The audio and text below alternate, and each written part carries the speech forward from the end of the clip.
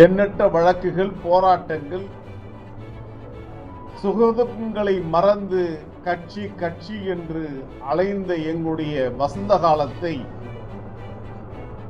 எந்த காரணத்தை சொல்லி மறுமலர்ச்சி திமுக இந்த மண்ணில் உதயமானதோ வாரிசு அரசியலை முன்வைத்துதான் அவர் மறுமலர்ச்சி திராவிட முன்னேற்ற கழகத்தை தொடங்கினார். ஆனால் தன் வாரிசு துரைக்காக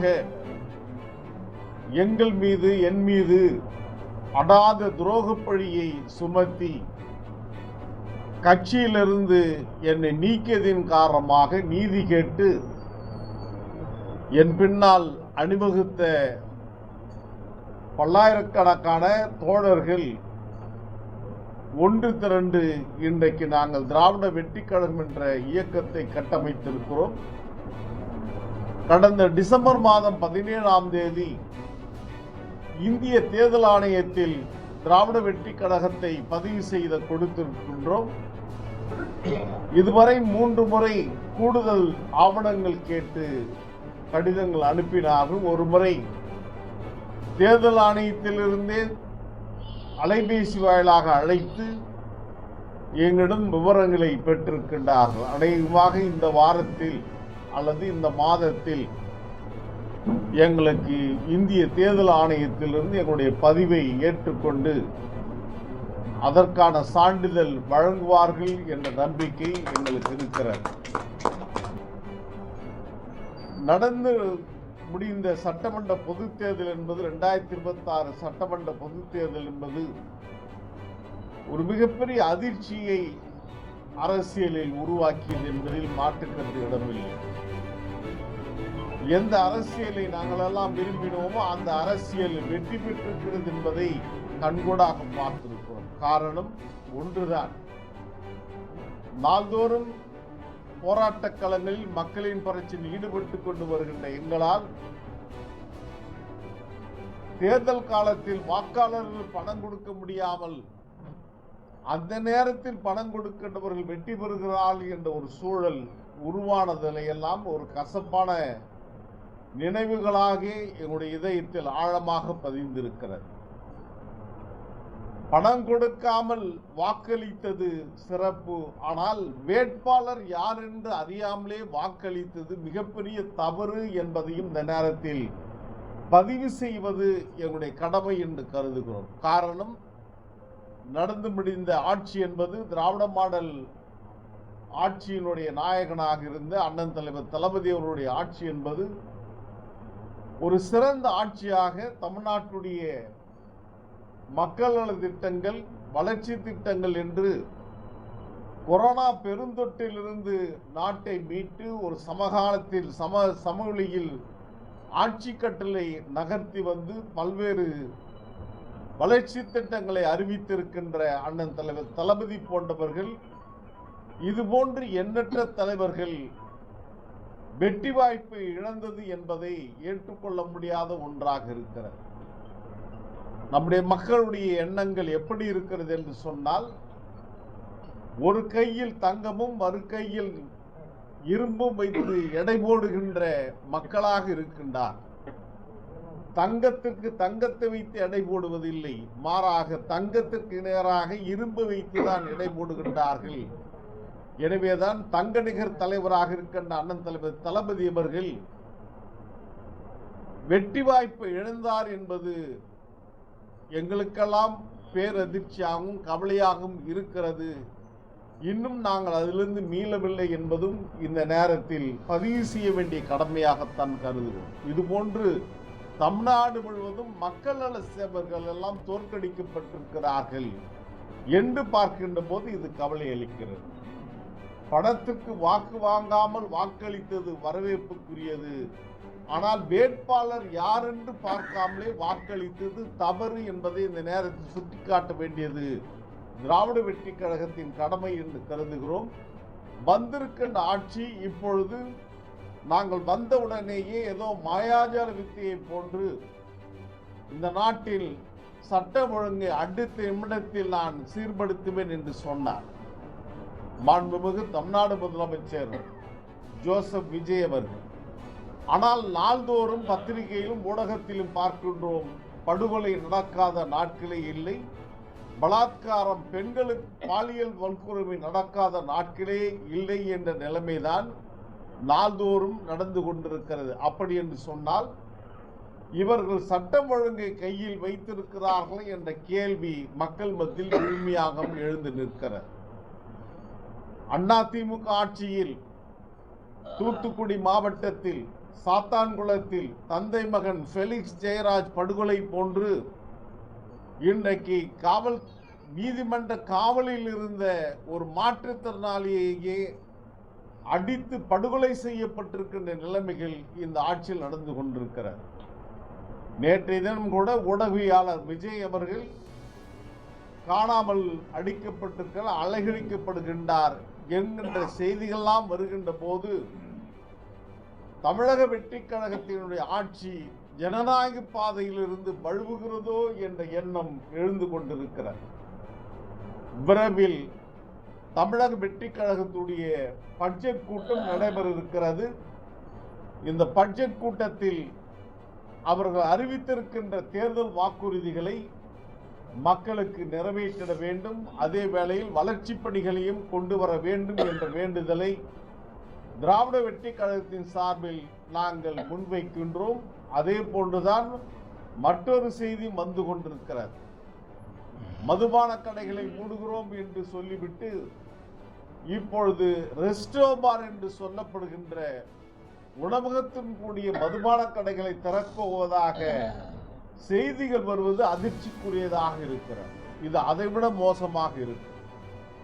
எனவே இந்த ரெஸ்டோபார் என்று சொல்லப்படுகின்ற இந்த உணவகத்திடம் கூடிய இந்த வரிமத்தை தமிழக வெற்றிக் கழகத்துடைய அரசு நடைமுறைப்படுத்தக்கூடாது. அப்படி செய்வீர்களானால் அது நீங்கள் சொன்ன வாக்கிலிருந்து பின்வாங்குகிறீர்கள் என்பதாகத்தான் பொருளாக இருக்கு.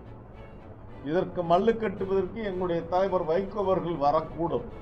ஏனென்று சொன்னால் இப்போ அவர்தான் அவருடைய துருபிடித்த ஈட்டி, வால், கேடயத்தெல்லாம் வைத்துக் கொண்டிருக்கிறார்.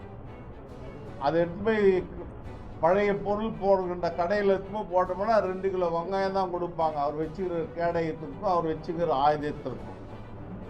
அவர் இன்றைக்கு அவர்களுக்கு வக்காலத்து வாங்க வரலாம். காரணம், அவர்தான் இப்பொழுது விஜய் தலைமை ரசிகர் மன்றத்துடைய தலைவர் போன்று தமிழக வெற்றிக் கழகத்துடைய கொள்கை பரப்பு செயலாளரை போன்று அவரும் அவருடைய மகனும் நாளொரு மேனியும் பொழுதுடனமும் செய்து கொண்டு வருகின்ற அந்த நடவடிக்கைகள் ஒரு நகைச்சுவையாக பார்க்கப்படுகிறது. வைகோ தன்னுடைய இருப்பை மெய்ப்பிப்பதற்காக ஒரு நடிகர் இருக்கிறார் என்று சொன்னால் அவர் டூப் போடுவர், அவரை விட 100 மடங்கு பெரியவராக பலமானவனாக இருக்க வேண்டும். ஒரு நடிகர் 100 அடியிலிருந்து கீழே குதிக்கிற மாதிரி அந்த காட்சிப்படுத்தப்படணும். ஆனால் அந்த 100 அடியிலிருந்து உண்மையா குதிக்கிறார்ல, அவர் டூப்புன்னு சொல்லுவாங்க.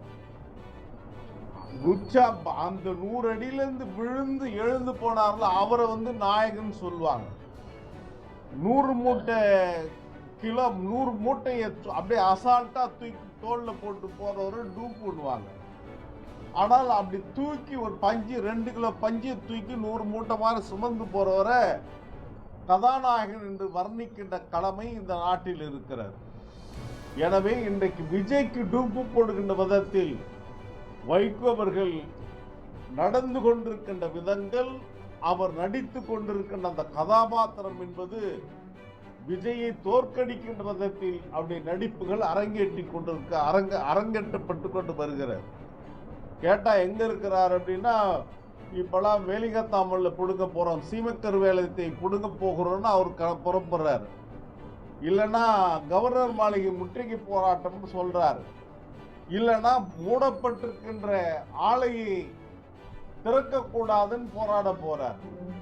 இங்கே கூட சமதா கட்சியிலிருந்து அதனுடைய தொழிற்சங்க தலைவர் சகோதரர் ராம்மோகன் அவர்களும் கவிஞர் கார்த்திகேயன் அவர்களும் எங்களை சந்திக்க வேண்டும் என்று இங்க வந்திருக்கிறார். என்னன்னு கேட்டோம். தமிழ்நாட்டில் இருக்கின்ற மூடப்பட்டிருக்கின்ற தொழிற்சாலைகள் எண்ணிக்கை அதிகமாக இருக்கிறது. ஏன் மூடப்பட்டது என்பதை அவர்கள் ஆய்வு செய்து அந்த ஆலைகளை மீண்டும் திறப்பதற்கான வாய்ப்பினை தமிழக வெற்றிக்கழக அரசு செய்திட வேண்டும் என்பது அவருடைய கோரிக்கைகள். அவர்கள் தமிழ்நாடு முழுவதும் இருக்கின்ற தலைவர்களை சந்தித்து அவருடைய கோரிக்கை மனுவை வைத்துக் கொண்டு வருகின்றார்கள். அந்த மனுவை பெறுவதற்காகத்தான் இங்கு வந்திருக்கிறார்கள் அவர்களும். எனவே இதுபோன்ற எண்ணற்ற பிரச்சனைகள் தமிழ்நாட்டில் இருக்கிறது. திருச்சி நாடாளுமன்ற உறுப்பினர் நான் ராஜினாமா பண்ண தயார் என்று சொல்லுகிறார். இங்கே நாங்கள் கேட்க விரும்புவது ஒன்றுதான். திராவிட முன்னேற்ற கழகத்தின் சார்பில் அதிகாரப்பூர்வமாக உங்களிடம் யாராவது ராஜினாமா சொன்ன நாடாளுமன்ற உறுப்பினரை ராஜினாமா பண்ண சொன்னார்களா என்ற கேள்வியை நான் முன்வைக்கின்றேன். அதோடு மட்டுமல்லாமல் நீங்கள் வாக்காளர்கள் பணம் கொடுக்கவில்லை என்பதை உங்களால் ஒத்துக்கொள்ள முடியுமா? ஏனென்று சொன்னால் நீங்க எவ்வளவு வாக்குகளுக்கு பணம் கொடுத்தீர்கள் என்பது கொடுத்ததற்கான சாட்சிகள் இங்கே இருக்கின்றார்.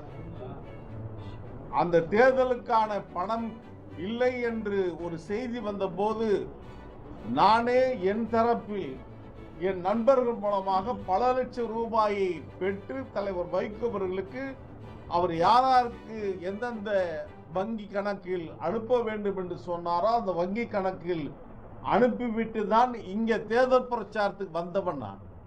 எனவே வாக்குக்கு பணம் கொடுத்து விட்டு நீங்கள் இப்பொழுது அவர்கள் ராஜினாமா பண்ணட்டும், நானும் ராஜினாமா செய்கிறேன் என்று வீரவேசம் பேசக்கூடாது.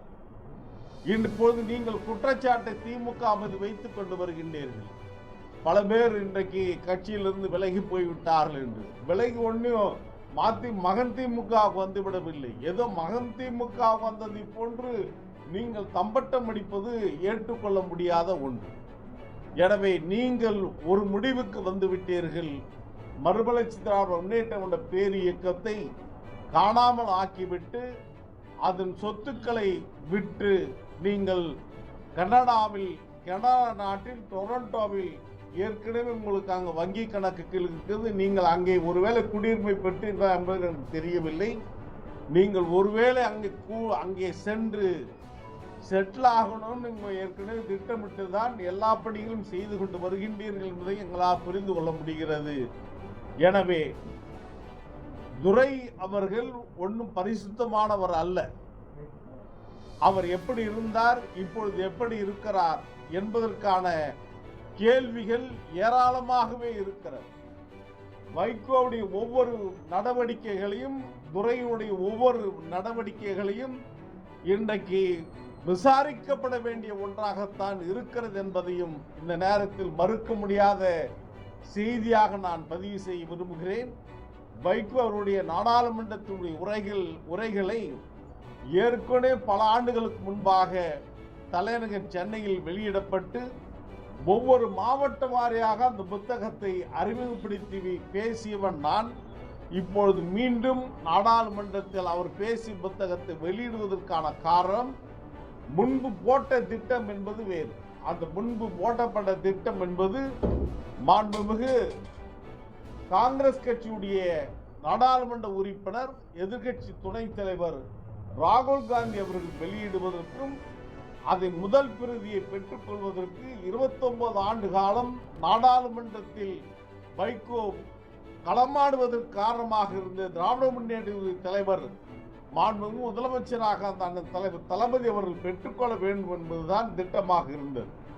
இதில் எந்த விடத்திலும் நேரடியாகவோ மறைமுகமாகவோ பாஜகவை அனுமதிக்க மாட்டேன் என்று சொன்ன இந்த வைகோ அவர்கள் இப்பொழுது பாஜகவுடைய மாநில தலைவராக பாஜகவுடைய நாடாளுமன்ற உறுப்பினராக இருந்து தற்போது இந்திய குடியரசு துணைத் தலைவராக இருக்கின்ற அண்ணன் திரு CP ராதாகிருஷ்ணன் அவர்களையும் தாவேகாவுடைய தலைவர் மாண்புமிகு தமிழ்நாடு முதலமைச்சர் விஜய் அவர்களையும் இணைப்பதற்கான காரணம் வைகோ அவர்கள் மீடியேஷன் பணியை செய்து கொண்டு வருகிறார்.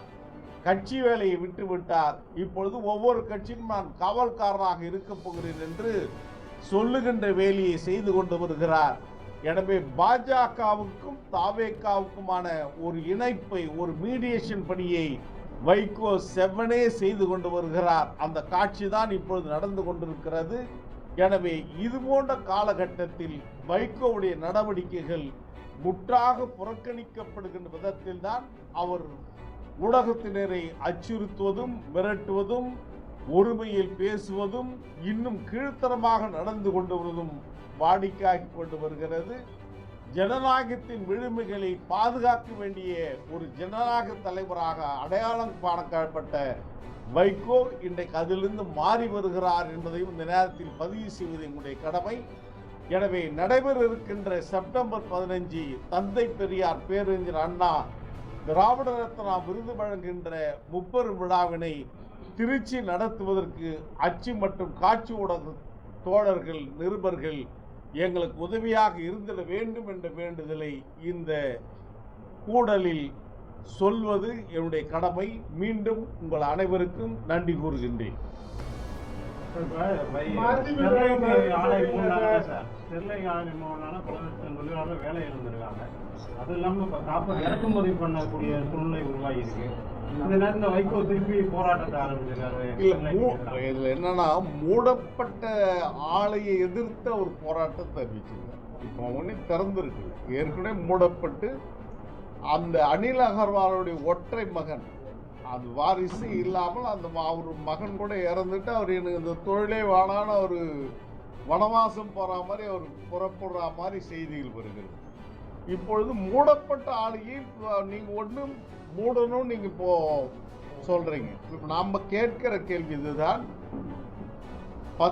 தமிழ்நாடு அரசு குறிப்பாக சுற்றுச்சூழல் அமைப்பு ஒரு புள்ளி விவரத்தை எங்களுக்கு தரணும். அந்த புள்ளி விவரம் என்னன்னா, ஆலை மூடுவதற்கு முன்பாக அங்க பாதிக்கப்பட்டிருக்கின்ற சுற்றுச்சூழலின் நிலைமை என்ன, ஆலை மூடியதற்கு பின்னால் இப்பொழுது இருக்கின்ற நிலைமை என்ன, பழைய நிலைமை இப்பொழுது நீடிக்குமேயானால் இந்த சுற்றுச்சூழலை பாதிப்பது எது, எந்த ஆலைகள் என்பதை கண்டறிந்து அதை மூடிட வேண்டும்.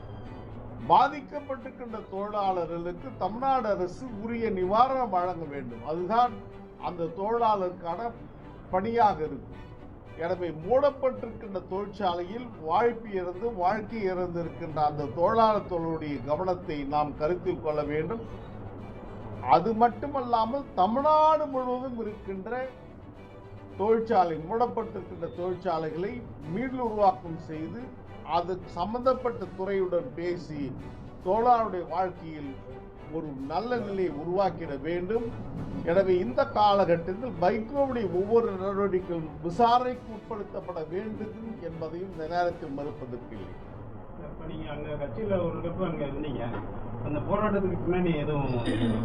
அந்த போராட்டத்தில் நாங்கள் நிறைய போராட்டங்கள் பங்கேற்றிருக்கிறோம். வைகோ என்னென்னலாம் செய்திருக்கிறார் என்பதெல்லாம் சொல்லியிருக்கிறோம். எனவே இந்த காலகட்டத்தில் அந்த போராட்டத்தினுடைய நிலைமை என்ன, இப்போ என்னன்னா, இப்போ அவங்க ஒருவேளை திறப்பதற்கான அவர்கள் ஒரு சாத்தியக்கூறுகள் வருகிறார்கள்னா, ஒன்று அது செவி கொடுக்கணும். அவங்க என்ன சொல்ல வராங்க, ஏற்கனவே இருந்த அந்த குறைபாடுகள் நீக்கப்படுகிறது. ஏன்னா நீக்கப்பட்டுச்சுன்னா அதுக்கான அறிவியல் பூர்வமான ஆதாரங்கள் அவங்க கொடுக்கறதாங்கன்னா அது குறித்து அரசு பரிசீலனை செய்யலாம், தப்பு கிடையாது. அதுல பாதிப்பு இருந்தால் நிச்சயமா அது மூடப்படணும், அது மாற்றமே இல்லை. அதை விட மோசமாக இப்பொழுது திருவள்ளூர் மாவட்டத்தில் கேஸ் கசிந்து இதுவரையிலும் 20 பேர் இறந்து போயிருக்காங்க. அதுமே விட கொடுமையான அணுகுலைகள், மாமல்லபுரம் கூடங்குளம் அணுகுலைகள்லாம் கடுமையான பாதிப்புகள் கொடுக்கிறது. எனவே பாதிப்பு இல்லாத தொழிற்சாலைகள் என்பது ரொம்ப குறைவாக இருக்குது. அதையெல்லாம் பாதுகாக்க வேண்டிய கடமை அரசுக்கு தான் இருக்கு. இப்ப காங்கிரஸ், திமுக, அதிமுக காட்டிலும் இப்ப லஞ்ச ஊழல்லாம் குறைஞ்சிருக்கிறதா சொல்றாங்களே, அது என்ன உண்மையா? லஞ்ச ஊழல் குறைஞ்சிருக்குன்னா நேற்று ஒரு ஊராட்சி மன்ற தலைவரை காஞ்சி மாவட்டத்தில் அரெஸ்ட் பண்ணியிருக்க வேண்டிய தேவையில்லை.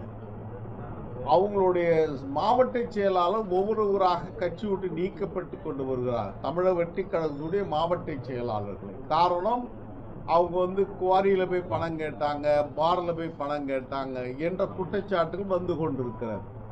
எனவே அரசில் அனுபவம் வாய்ந்த அமைச்சர்கள் இருக்கிறார்கள், குறை சொல்ல முடியாது. நல்ல அமைச்சர்கள் பணியாற்றி கொண்டு வருகிறார்கள்.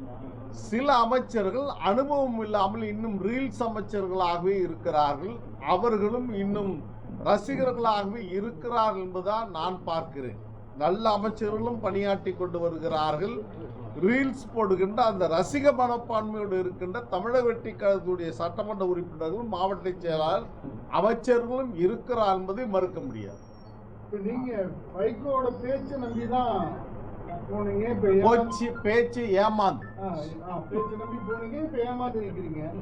இப்ப மக்கள் வந்து இப்படி அரசியல் தலைவரோட பேச்சை நம்பிக்கிட்டே இருக்காங்களே, எது உண்மைன்னு எப்படி கண்டுபிடிக்கிறது?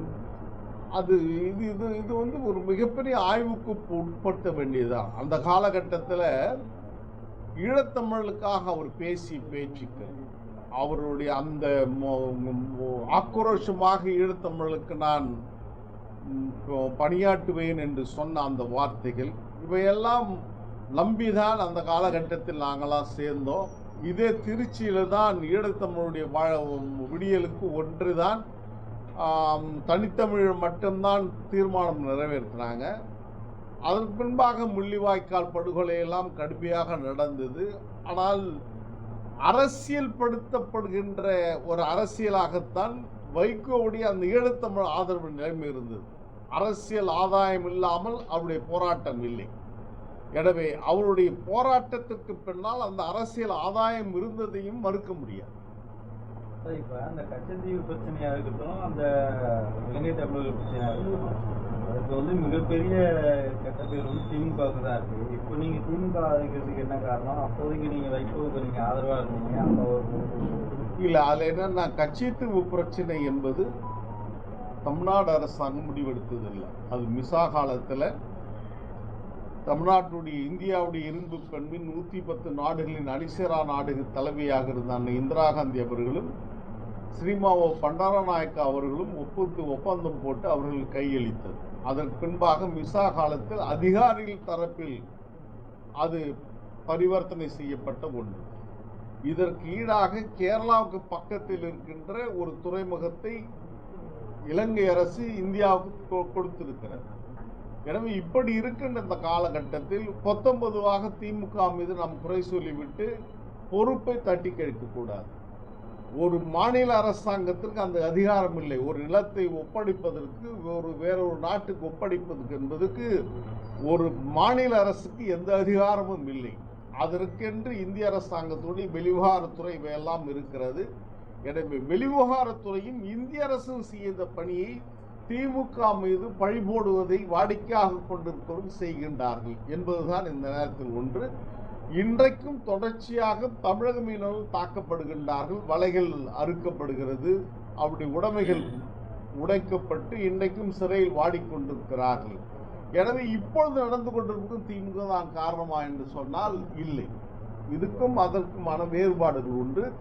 எந்த ஆட்சி வந்தாலும் இது போன்ற நிலைமைகளை கட்டுப்படுத்த வேண்டிய கட்டாயம் இந்திய அரசுக்காகத்தான் இருக்கிறது. இப்போ மோடி வந்ததற்கு பின்னால் ஒருவேளை தமிழக மீனவர்கள் சுட்டு படுகொலை செய்யப்படவில்லை, ஆனால் அவர்கள் நாள்தோறும் செத்து கொண்டு வருகின்ற விதத்தில் அவருடைய உடைமைகளும் வலைகளும் அறுக்கப்படுகிறது என்பதையும் மறுப்பதற்கு இல்லை. கச்சத்தீவு விவகாரத்துல திமுக அரசு, அப்போதைய திமுக அரசு கலைஞர் கருணாநிதி அரசு, அந்த அரசோட செயல்பாடுகள் சரின்னு சொல்றீங்களா? தமிழ்நாடு அரசோ அல்லது கலைஞர் அவர்களோ அது செய்யல.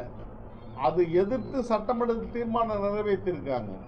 இது கொடுக்க கூடாது என்று இந்திய அரசு எது இல்ல, சட்டமன்றத்தில் நிறைவேற்றப்பட்ட தீர்மானம். அதற்கு பின்பாக நீதிமன்றத்தில் மாடி இருக்கிறார். தொடர்ச்சியாக அது குறித்தான நடவடிக்கைகள் அவர்கள் திமுகவுடைய இன்றையும் நடைபெறுகின்ற மாநாடுகளில் கச்சத்தீவு மீன்கொடுன்னு ஒரு கோரிக்கை தீர்மானம் நிறைவேற்றப்பட்டு கொண்டு தான் வருகிறது. எனவே திமுக வந்து இப்போ என்னுடைய அதிகாரத்துக்கு இல்லாத ஒன்றை நான் தூக்கி கொடுத்தேன் என்பதை ஏற்றுக்கொள்ள முடியாது.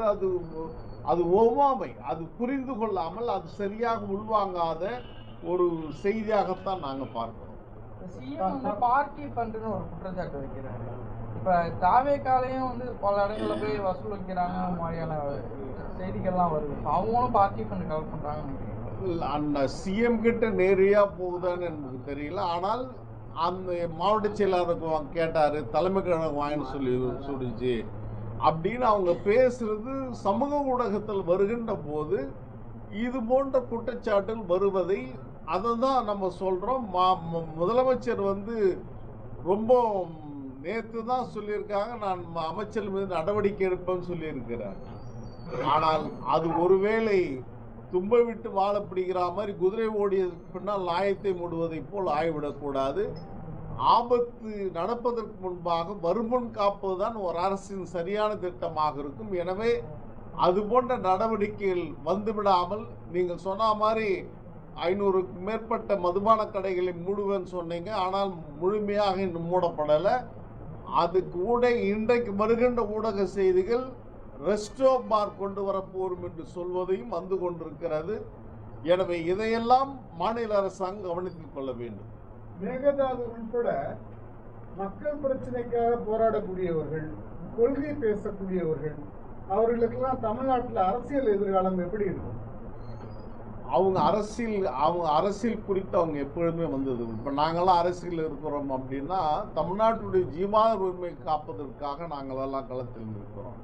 நாளைக்கு சட்டமன்ற உறுப்பினராகவோ அல்லது நாடாளுமன்ற உறுப்பினர் அமைச்சராக போகிறோம் என்ற எந்த எண்ணமும் எங்களுக்கு இல்லாமல் இந்த அர்ப்பணிப்புணர்வோடு பணியாற்றுவதற்கு அது போன்ற அமைப்புகள் இந்த நாட்டிற்கு அவசியம் தேவை. அரசை விட ஜனநாயகம் பெரிது என்பதை தொடர்ச்சியாக மெய்ப்பிப்பதுதான் இது போன்ற அறம் சார்ந்த போராட்டங்கள். எனவேதான் மோடி அரசு கொண்டு வந்த 3 வேளாண் திருத்த சட்டங்களை, அதில் ஒரு புள்ளி கமாவை கூட நான் எடுக்க மாட்டேன் என்று சொன்னதற்கு முன்னாலும் அந்த விவசாய நடத்தி வீரியம் நிறைந்த போராட்டத்தில் ஏறக்குறைய 1000க்கும் மேற்பட்டவர் பலி கொடுத்துதான் அந்த தீர்மானத்தை மோடி அரசாங்கம் திரும்ப பெற்றது என்று சொன்னால், போராட்டங்களின் மூலமாக அவருடைய கோரிக்கை வெற்றி பெற வேண்டும், தமிழ்நாடு பாதுகாக்கப்பட வேண்டும், இந்தியா பாதுகாக்கப்பட வேண்டும் என்பதுதான் அவருடைய எண்ணங்களாக இருக்கிறது. அதுதான் தமிழ்நாட்டுடைய பிரச்சனையிலும் நாம் கடைமடை மாநிலமாக இருக்கிறோம். தலைமடை மாநிலத்தில் முல்லை பெரியாறில் கேரளாவும், பாலாற்றில் ஆந்திராவும், காவிரியில் கர்நாடகமும் இருக்கின்ற காரணத்தினால் அவர்கள் இது போன்று முரண்பிடிப்பதும், நமக்கு தேவைப்படுகின்ற போது தண்ணி தராமல் இருப்பதும், அவர்கள் மழை காலத்தில் வெள்ளம் பெருக்கெடுத்து உயிருக்கும் உடைமைக்கும் ஆபத்து ஏற்படுகின்ற போது உபரி நீரை பெறுகின்ற மாநிலமாக தமிழ்நாட்டை நினைத்து கொண்டிருப்பதை ஒருபோதும் ஏற்றுக்கொள்ள முடியாது. இதனுடைய உரிமை என்பதை இன்சிங்கி ஒப்பந்தம் என்று சொல்லப்படுகின்ற இது ஒரு காலகட்டத்தில் புத்தன் துறவரம் போவதற்கு முன்பாக ரோகிணி ஆட்டு பிரச்சனைக்காகத்தான் புத்தன் இந்த மண்ணிலிருந்து துறவரம் பூண்டார் என்பது வரலாறு.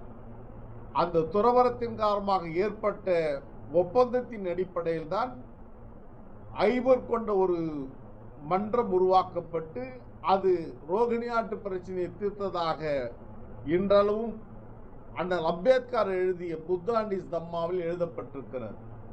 அதன் வழியாகத்தான் இன்சிங் ஒப்பந்தம் சர்வதேச அளவில் போடப்பட்டிருக்கிறது. காவிரி மேலாண்மை வாரியம் அமைக்கப்பட்டிருக்கிறது. அந்த காவிரி மேலாண்மை வாரியத்தின் அடிப்படையில் காவிரியில் கர்நாடகம் தமிழ்நாட்டிற்கு தண்ணீரை திறந்துவிட வேண்டும் என்பது இது கட்டாயம். ரூல் ஆஃப் லா, சட்டத்தின் ஆட்சி இந்தியாவில் நடக்கிறது என்று சொன்னால் அந்த சட்டத்தை மதித்து கர்நாடகம் தண்ணியை திறந்துவிட வேண்டும். இல்லை என்று சொன்னால் தன்னெழுச்சியான போராட்டங்களை எவராலும் தடுக்க முடியாது. தாவேக அரசு விமர்சிக்கிறவங்க தொடர்ச்சியாக கைது செய்யப்படுறாங்க. இன்னைக்கு கூட அதிமுக ஐடி நிர்வாகிகள் அதுதான் தாவேக அரசு நான் துவக்கத்திலே சொன்னதை போன்று ஜனநாயக பாதையிலிருந்து ஒருவேளை பாசிச சர்வதிகார பாதைக்கு செல்கிறதோ என்ற எண்ணம் உருவாகி கொண்டிருக்கிறது. எனவே இதிலிருந்து தமிழ்நாடு அரசாங்கம் ஒரு விதிவிலக்காக இருக்க வேண்டும். அவங்க எதற்காக பேசுனாங்க, என்ன பேசுங்க, டெமோக்ரஸி மீன் டிஸ்கஷன் என்று சொல்வார்கள். ஜனநாயகம் என்பது விவாதிப்பது, அந்த விவாதித்த நல்ல கருத்தை ஏற்றுக்கொள்வது. நீ சொல்லுகின்ற கருத்தில் எனக்கு உடன்பாடு இல்லாவிட்டாலும் நீ சொல்லுகின்ற உரிமைக்காக நான் உயிர் தந்து போராடுவேன் என்பதுதான் ஜனநாயகம். அதுதான் ஊடகம். ஜனநாயகத்துடைய 4 தூண்களில் ஒன்று ஊடகம். அந்த ஊடகம் இன்றைக்கு அச்சுறுத்தப்படுகிறது. அரசால் மட்டுமல்ல, அந்த அரசுக்கு நான் கேடயமாக இருப்பேன், துருப்பிடித்த கேடயத்தை வைத்துக் கொண்டிருக்கின்ற வைகோ போன்றவர்கள் இப்பொழுது மிரட்டுகிறார்கள் என்று பார்க்குமானால் இவர்கள் வகுத்து தந்திருக்கின்ற பாதையில் அவர்கள் செல்கிறார்கள் என்பதால் தான் நான் பார்க்கிறேன். தமிழ்நாடுக்குள்ள இப்போ தொழிற்சாலைகள் மூடப்பட்டிருந்ததுனால பல வேலை வாய்ப்புகள் வந்திருக்காங்கன்னு சொன்னீங்க. அந்த உங்களை சந்திச்சாங்கல்ல இப்போ தமிழ்நாடு தொழிற்சங்க கூட்டம், அவங்க வந்து புதிய தொழிற்பொருளை உருவாக்கணும்னு சொல்லி தமிழக அரசு கோரிக்கை வச்சு போராடுறாங்க. அதுக்கு உங்களோட கருத்து ஆதரவு தெரியும்? இல்லை, அது குறித்து அவங்க வந்து கலந்து, ஏன்னா இன்னைக்கு தான் அவங்கள சந்திச்சிருக்கிறோம். அவங்களோட முழு கருத்து நாங்கள் உள்வாங்கணும். எங்கள் தோழரோட பேசி ஒருவேளை அவங்க ஏதாவது பொதுவாக ஏதாவது போராட்டங்கள் எதாவது நடத்தினாங்கன்னா எங்களுடைய பங்களிப்பை அந்த காலத்தில் எங்களுடைய நிர்வாகிகள் பேசி முடிவெடுப்போம். தேர்தலுக்கு முன்னாடி அதிமுக ஆதரவு தெரிவித்து வந்து திமுகவுடன் இருந்தவங்களாம் இப்போ வெளியேறி இருக்காங்க. உங்களுடைய நிலைப்பாடு என்னவா இருக்கு? நாங்கள் வந்து அரசியல் என்பது மக்களுக்கான அரசியலாக இருக்கு.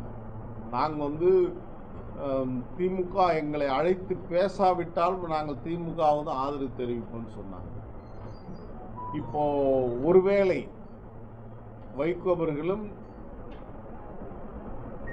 திமுக கூட்டணியிலிருந்து விலகி போயிருக்கின்ற கட்சிகளும் திமுக தலைமையில் ஆட்சி அமைந்திருந்தா இப்போ விலகி போயிருப்பாங்களா?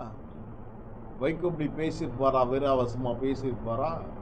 அவர் கடந்த ஆட்சியில் எவ்வளோ ஆதாயம் பெற்றிருப்பாரு எங்களுக்கு தெரியும். எவ்வளோ பேருக்கு வேலை வாய்ப்பு, எவ்வளோ பேருக்கு கான்ட்ராக்ட், எவ்வளோ பேருக்கு நியமன பதவிகள். இப்போ வந்திருந்தாலும் என் தலைவர் தலைமை விளக்கமா சொல்லுங்க சார். அதை கொஞ்சம் விளக்கமா சொல்லுங்க. என்ன ஆதாயம் அடைஞ்சாங்க? இல்லை, நிறைய பேருக்கான வேலை வாய்ப்புகள், நிறைய பேர் அரசு வேலை வாங்கி கொடுத்துருக்கலாம். நானே பல பேருக்கு சொல்லி அந்த தகுதியானவர்களுக்கு அந்த வாய்ப்பு கிடைக்கும் போது சம்பந்தப்பட்டவர்கள் சொல்லி வேலை வாய்ப்புகள் கிடைத்திருக்கலாம்.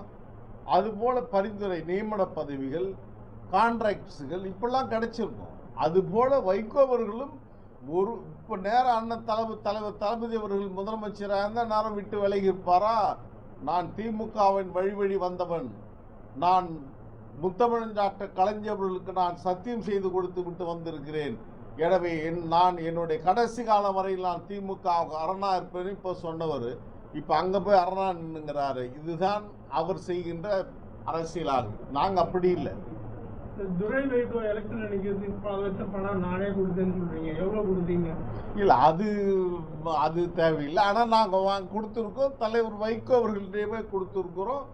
அவர் சொன்ன வங்கிகளுக்கு பணத்தை நானே டிரான்ஸ்ஃபர் பண்ணியிருக்கிறோம். அது வந்து ஒரு நல்லெண்ணத்தின் அடிப்படையில் துரை வெற்றி பெறணும் என்ற எண்ணத்தின் தான் நாங்களே எங்கள் பிரச்சாரத்துக்கு வந்தோம். அவர் என்ன சொன்னார்னா வாக்குக்கு பணம் கொடுக்கக்கூடாதுன்னு சொல்றாருல, அவர் வாக்குக்கு பணம் கொடுக்காம நீங்க வெற்றி பெற்றீங்களா என்பதுதான் என்னுடைய கேள்வி. நீங்க வாக்குக்கு பணம் கொடுத்து வெற்றி பெற்று விட்டு உங்களுக்கு முன்ன நின்று ஜெயிச்சவர் வந்து காங்கிரஸ் இயக்கத்துடைய தலைவர் அண்ணன் முன்னாள் அமைச்சர் அண்ணன் திருநாவுக்கரசர். உங்களை விட இந்தியாவிலேயே அதிக வாக்கு வித்தியாசத்தில் வெற்றி பெற்றவர். அவருடைய தொகுதியை நீங்க சண்டை போட்டு கேட்டீங்க. அண்ணன் தலைவர் தளபதி அவர்கள் இந்திய கூட்டணியுடைய கூட்டம் வந்து மும்பையில் நடைபெற்ற போது ராகுல் காந்தியோட தனியாக சந்தித்து அந்த தொகுதியை அவருக்கு பெற்றுக் கொடுத்தார்.